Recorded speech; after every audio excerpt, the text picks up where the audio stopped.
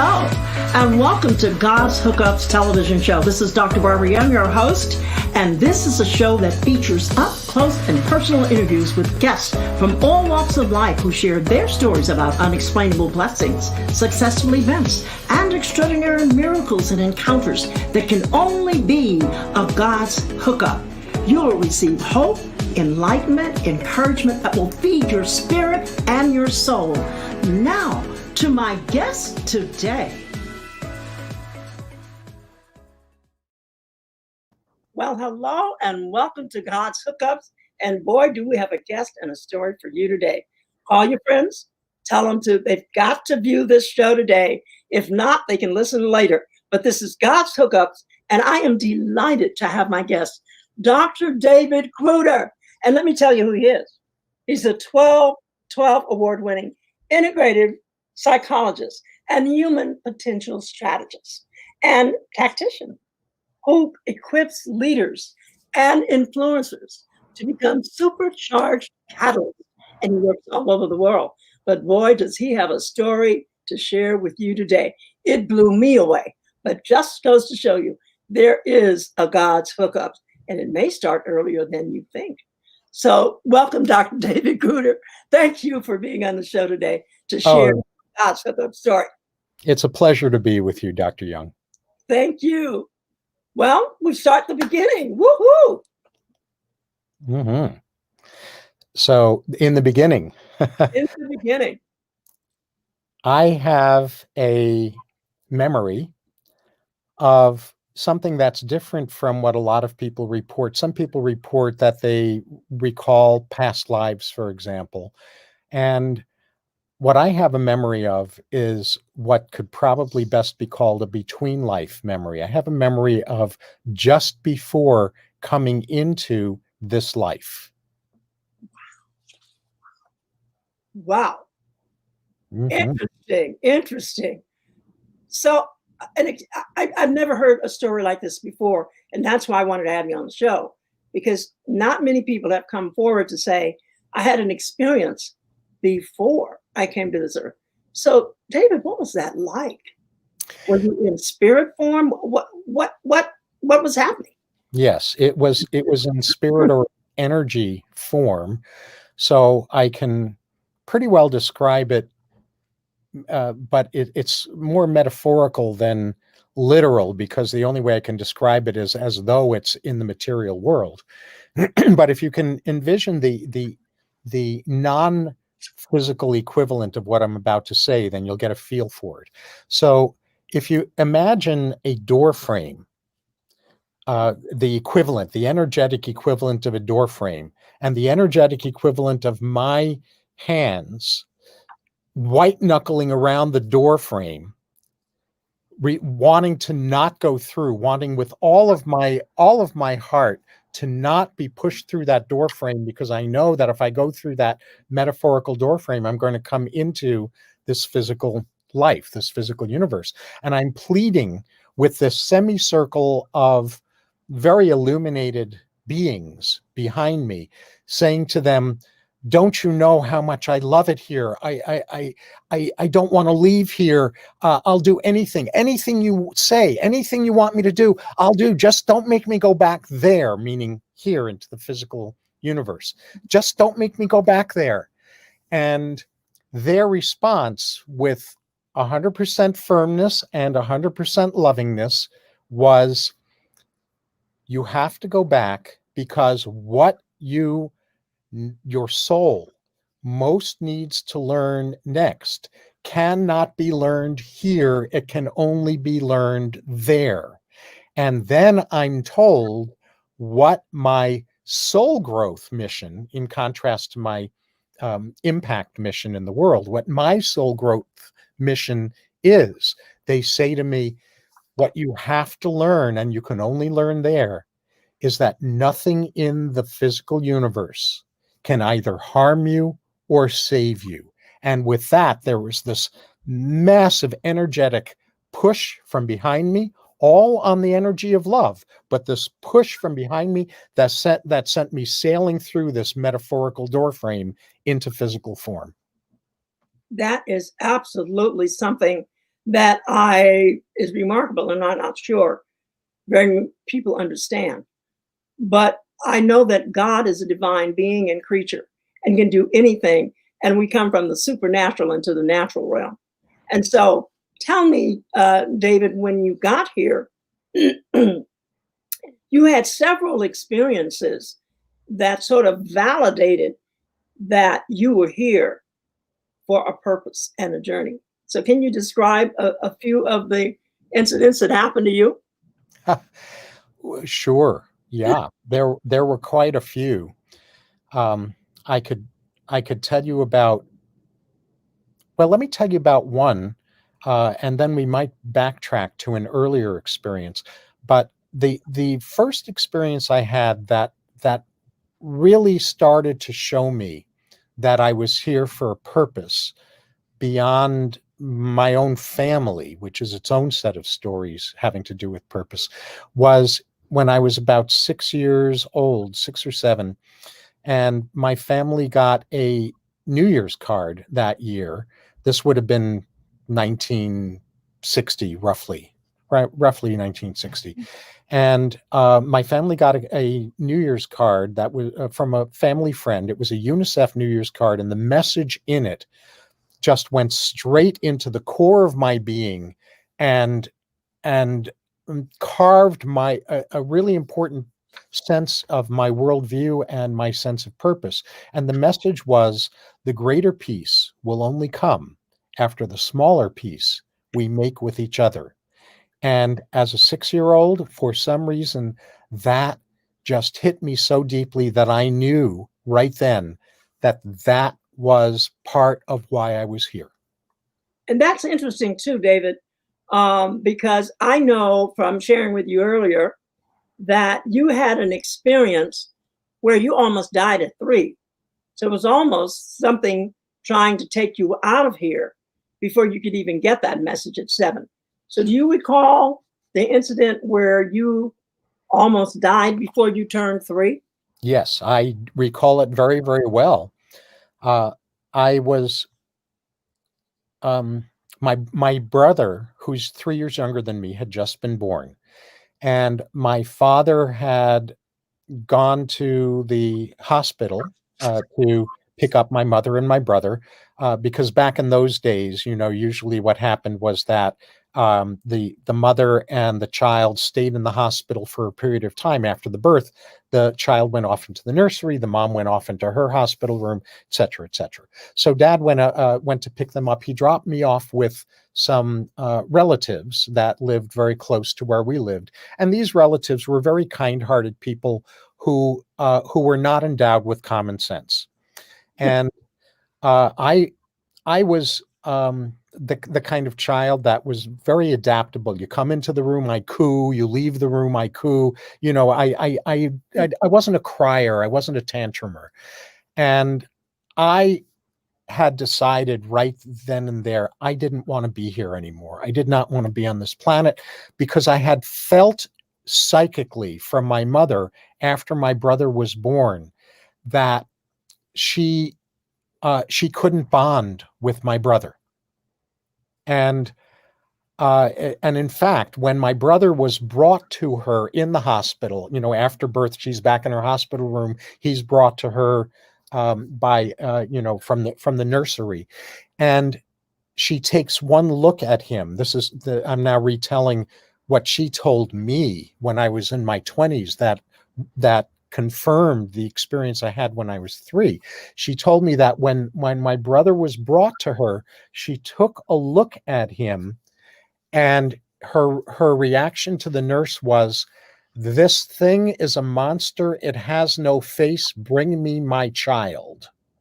And of course, what they chalked it up to in the hospital was postpartum psychosis. What Yes. it actually was my mother psychically or intuitively read my brother and knew he hadn't come in yet. My brother was a childhood autistic. Oh, wow. And I was over bonded with my mother psychically as a child. I knew it was my job to rescue my mother and protect my mother and be there for my mother. And now I was going to have to be there for my brother in my little child's mind. And I said, that's it. I'm out of here. I don't want to be. I don't want to be here. And so my appendix burst. I developed acute peritonitis. I started moaning and crying in my relative's house. They thought I just missed my parents, but that's not who I was as a child. So when my mother and my father come to pick me up after my dad's picked up my mom and my brother from the hospital, they come to pick me up. My mom takes one look at me and she says to my father, Alex, we're going right back to the hospital now, because I was white as a ghost. And so when we got to the emergency room, the pediatric surgeon who was on call comes to do a diagnosis. They figure it's either appendicitis or peritonitis, and they're trying to decide, or he's trying to decide, whether to do emergency surgery then and there or to wait until the morning to do an appendectomy. So he's trying to do a differential diagnosis, and he says to me, and I'll never forget this, he says to me, Davey, I need you to run down the hall and back again. And what I couldn't have had a way of knowing at that time was that if I could do that successfully, that meant it wasn't acute peritonitis, it was appendicitis, and he was going to wait to do the surgery until the next morning. Wow. So I so want to get out of there that I find a way to run down the hall and back again. And the doctor, bless his heart, decided to trust his clinical intuition rather than his training. He went in and did an emergency appendectomy, even though supposedly from my passing that test, I didn't have acute peritonitis. After the surgery, he told my parents that he had done the right thing, because when he went in, I was between 2 and 3 hours from death, and I would have died overnight. I would have died before the elective appendectomy in the morning. I didn't realize until I was 48 years old that I hadn't forgiven this surgeon for saving my life. You know, David, it's really interesting because I know you and I know some of the experiences you've had, is that at 3, your life is saved. And then again, at 6 or 7, you get a special message from a UNICEF New Year's card. And that message pertained to you. And at 6 or 7, you understood that message. So somewhere there was some enlightenment here that was beginning to take place, that you were here for a purpose. But tell me, how long did you resist the fact that you were here? Because I know that you've had certain things that happen to you at different points in your life that have made an impact on you. And maybe we have to have you on another show to talk about some of this. But when you look sort of and reflect, when did you actually come to agree that I am really here on purpose? I was sent here. When I was 35 years old. It was 1989. And I was working with a healer at the time who in a session says to me, David, what is it going to take for you to finally let go of this crazy belief that you are here on earth as punishment? And at that point in time, at 35 years old, if you had put a stack of Bibles in front of me and had me put my hand on the Bibles and swear an oath, I would have sworn an oath that I was absolutely certain that I was here on earth as punishment. So she says to me, what's it going to take for you to get free of that crazy belief?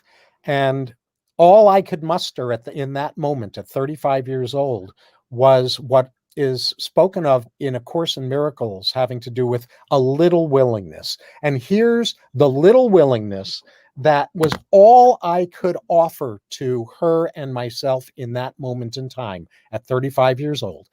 And what I said to her word for word was, I'm willing to consider the possibility that maybe I'm wrong. I'm willing to to consider consider the possibility the that possibility maybe that maybe I'm wrong. I I'm was wrong. in You that. hear that, viewers out there? Here he is living his life till 35 years of age, thinking, I'm here on punishment. Yep. Now, when David first shared this with me, I said something to him that sparked a memory in him, and I'm going to have him share it, was how many people are walking out there that believe, like David, that they're here on punishment. And because of it, they have done things to destroy or attempt to destroy their lives rather than walking in their purpose. And you had an experience, an encounter where a gentleman came up to you after one of your speaking engagements. Share that, David. That was so enlightening. You know, it's funny. I'm not recalling that one right this moment. Give me a clue. You were speaking, and a gentleman came up to you because you shared this on stage, and he said he had felt the same way. Oh yeah, yeah. Well, multiple people have said that Oh, to me. okay, okay. Yeah, they thanked me for having what they viewed as the courage to say that publicly, because they were carrying that secret inside themselves, and they had been afraid to say anything about it. And so I've had multiple people over the years thank me for telling that story, because they didn't feel crazy anymore, basically. Well, I want to thank you, for sharing and caring, and how the divine, I would like to say the divine universe created a space for you to come here to share a message that led you to the World Trade Organization as an ambassador. I mean, when you think of it, and there have been so many things that, and I believe in God and creator, some people say creator, but I believe in God, that he had a purpose and a plan for you to come and to go into integrative psychology. I mean, it's interesting that you went into that rather into organizational behavior or leadership, but you went into psychology. What do you think? And just as a quick question, Yeah. what motivated you? Were there something inside of you that you really wanted to go and to really look at people as an integrative psychologist? And that, to me, you're putting all the pieces together so that you're one. Yes. Well, um, I knew at 16 years old that even though music was and is my first love, that psychology was my calling. But and that's kind of mysterious for a 16-year-old to be able to differentiate between their first love and their calling. That's interesting in and of itself. But there's a real shadow side to why I went into psychology, and it goes back to when I was in elementary school and being the class scapegoat. I was the one that had the mark written on my forehead saying, if you're looking for someone to bully or pick on me. And I decided as a child in elementary school that my father couldn't connect with me because he had forgotten his childhood, and that my peers couldn't connect with me for reasons I couldn't figure out. But I decided once and for all that I was never going to be hurt ever again. And my solution was that I was going to learn how to understand people better than they understood themselves, so they Wow. could never hurt me again. So there was a real shadow side to why I was drawn to psychology, even in elementary school. Well, again, I always feel like there's a purpose and a plan for everything. And you have absolutely demonstrated visionary leadership, the things that you've done in your life. And I could go on and on about Dr. David Cruder, because I can tell you he is a perfect example of someone who didn't want to come here, as he stated, but who came here and fulfilled his mission and is still working today to fulfill his mission. And I just want to thank him for coming on the show today to share his incredible story, because there are more that we could go, but we don't have enough time to go into all of the things, and I'll have to bring him back for part 2 maybe part 3, because there are certain things that I think my listeners out there, that knowing that there is a God, there's a creator, and he is, I call the hookup. When I started the show and he gave me the title, God's Hookups, and I've shared this with my viewers before, I didn't have an idea, a clue of what that hookup had another connotation. But God said, that's okay, because he is still in the hookup business. So I want to say to those of you out there who may be listening and you heard Dr. Gruder's story, if you feel that maybe you weren't supposed to be here, or you're still thinking, I don't want to be here, but relax and give into it and go back and reflect that God has a purpose for you and it's not over yet. We are going through some of the most challenging times in history in this United States. We need people like the Gruders who can bring wholeness to people, wholeness to society, and what he calls self-optimization. And I love it. And we'll talk about that at a later time. But I just want to thank you, Dr. David Cruder, for sharing your incredible story, because it was the first I'd ever heard of somebody like hanging, I don't want to go. I don't want to go. No, no, no. But thank God that you made that decision to come. So to my viewers out there, thank you for listening to God's Hookups today. We appreciate you. We love you. And we want you to have a good family celebration of Thanksgiving. If it's Zoom conferencing, because they're asking us all to be safe. So it's better to be safe. And my mother used to say, better to be safe than sorry. So whatever you may do, have a wonderful Thanksgiving with your family.